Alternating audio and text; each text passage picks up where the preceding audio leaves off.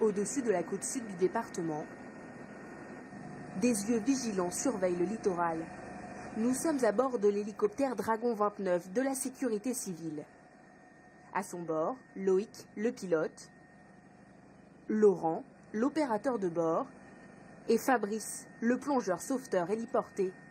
Quand les coefficients de marée sont supérieurs à 105, l'équipage part scruter les côtes. Les cailloux découvrent à marée basse, les gens vont appuyer sur les cailloux, ils restent un petit moment et lorsque la marée commence à monter, ils ne se rendent pas compte que la marée monte vite, et ils se retrouvent piégés. Et on voit par transparence, sur des petits sentiers mènent jusqu'au petit îlot. Donc les gens se sentent en confiance et puis comme la marée monte vite, après ils restent piégés. Une mission de prévention. Pourtant, l'équipage reste en alerte. Un message vient justement de parvenir à l'hélicoptère. Des témoins ont aperçu un véliplanchiste en difficulté. Un rapide tour de la zone. L'homme semble avoir repris des forces et retourne au rivage. Pas d'intervention pour cette fois.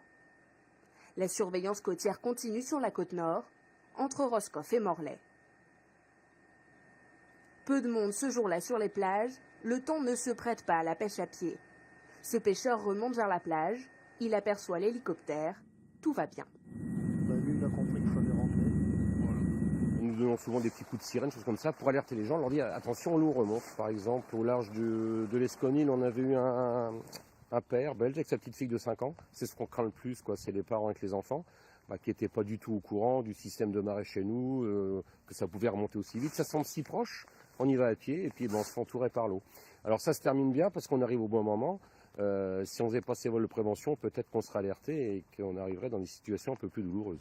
La préfecture a lancé ses sorties de surveillance en 2010, après plusieurs accidents mortels près de Pont-l'Abbé et Loquirec. L'hélicoptère rouge et jaune de la sécurité civile devrait souvent sortir en 2015. De nombreuses grandes marées sont annoncées.